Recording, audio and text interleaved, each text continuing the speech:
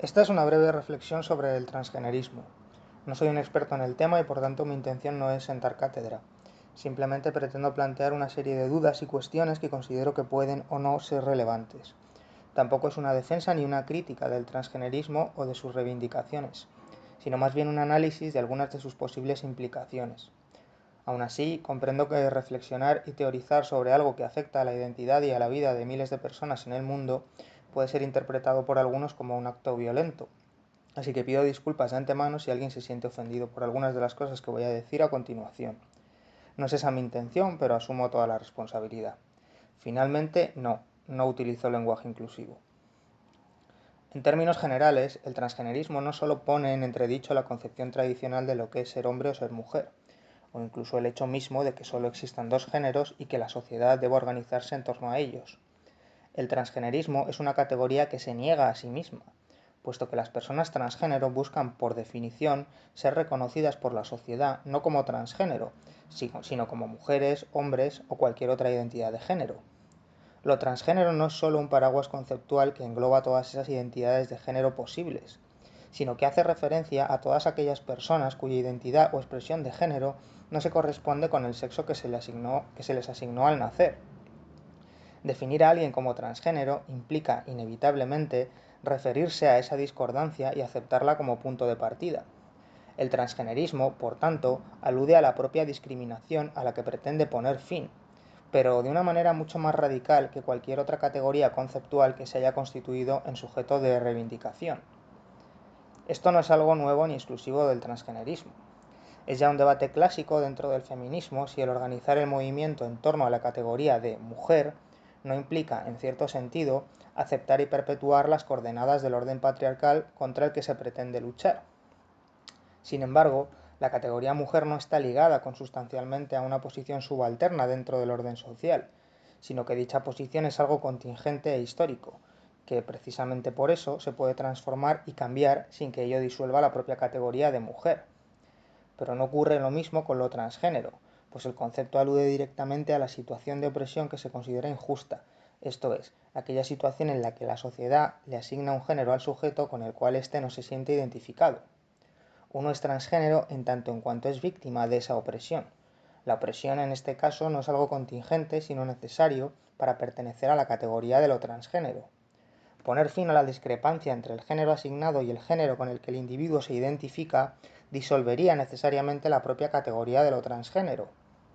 Así, mientras que una mujer feminista no busca, en principio, dejar de ser mujer, sino poner fin a la opresión que las mujeres sufren por el hecho de ser mujeres, una persona transgénero sí busca, consciente o inconscientemente, dejar de ser transgénero, esto es, lograr el reconocimiento social de su propia identidad de género. Desde este punto de vista, y salvando las distancias, lo transgénero se asemeja más a conceptos como el de esclavo o proletario que a categorías como la raza o el género, conceptos que por sí mismos definen una posición social de opresión a la que se desea poner fin. Esto no deslegitima de ningún modo las reivindicaciones del colectivo transgénero, pero sí hace que sea mucho más complicado que dichas reivindicaciones se traduzcan en medidas concretas que no entren en contradicción con la propia teoría transgénero. Al fin y al cabo, elaborar leyes dirigidas al colectivo transgénero sería como elaborar leyes para los esclavos, un sinsentido. Los esclavos no quieren tener leyes que los protejan, quieren dejar de ser esclavos. Y gracias a la historia de la lucha proletaria, ya sabemos cómo termina lo de adoptar una estrategia reformista en estas cuestiones, que se empieza queriendo poner fin al trabajo asalariado, lo cual, dicho sea de paso, también disolvería la categoría de proletario, de ahí la comparación con lo transgénero, y se termina reivindicando un oxímoron como el derecho al trabajo. De nuevo, lo transgénero no es una identidad de género en sí misma. Lo transgénero hace referencia a la discrepancia existente entre la identidad de género del sujeto y la que la sociedad le asigna, independientemente de cuáles sean dichas identidades. En última instancia, la persona transgénero no busca ser reconocida como transgénero, sino como mujer, hombre o cualquier otra identidad de género no binaria.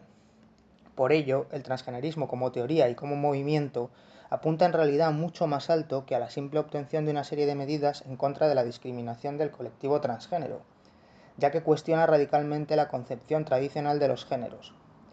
Y esto con independencia de que existan personas transgénero que se adhieran a los roles tradicionales de género. El paso de la transexualidad al transgenerismo ha traído consigo un sinfín de nuevas posibilidades ligadas a la identidad de género que dinamitan la visión del género como algo binario y que ponen de manifiesto su naturaleza de constructo sociocultural. Esta es, sin duda, la parte más radical del movimiento transgénero y la que más complicada hace su asimilación por parte del status quo actual, puesto que en una sociedad organizada fundamentalmente en torno al género, cuestionar el género implica cuestionar el orden social en su conjunto. Es importante que el movimiento transactivista sea consciente de esto y de la consiguiente incompatibilidad del transgenerismo con simples medidas incrementalistas y reformistas que no vayan a la raíz del problema. No basta, por ejemplo, con que las mujeres transgénero sean reconocidas como mujeres, pues toda la sociedad en su conjunto está organizada en torno a una determinada concepción de los géneros que es necesario modificar. Pretender incluir a las personas transgénero en las categorías tradicionales de género sin que ello produzca profundas disrupciones en el actual orden social es no entender la radicalidad y el verdadero potencial transformador del transgenerismo. Y esto no es para nada una defensa del status quo, todo lo contrario. Necesitamos nuevas formas de organización social y nuevas instituciones que reflejen estas nuevas realidades, en lugar de pretender encajarlas a machamartillo en el orden social actual. No se trata de simplemente ampliar ciertas categorías, sino de construir categorías nuevas que nos permitan afrontar con garantías los retos planteados por el surgimiento de estas nuevas identidades de género que están aquí para quedarse. Ya no hay vuelta atrás. Un retorno a la patologización supondría un retroceso inaceptable para el transactivismo.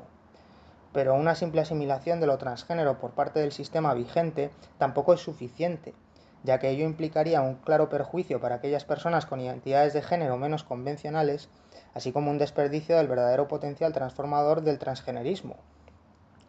Independientemente de si se está a favor o en contra, el advenimiento de lo transgénero nos obliga, como sociedad, a enfrentarnos al desafío de reconocer lo arbitrario de ciertas categorizaciones que, sin embargo, han sido reificadas mediante el paso de los siglos.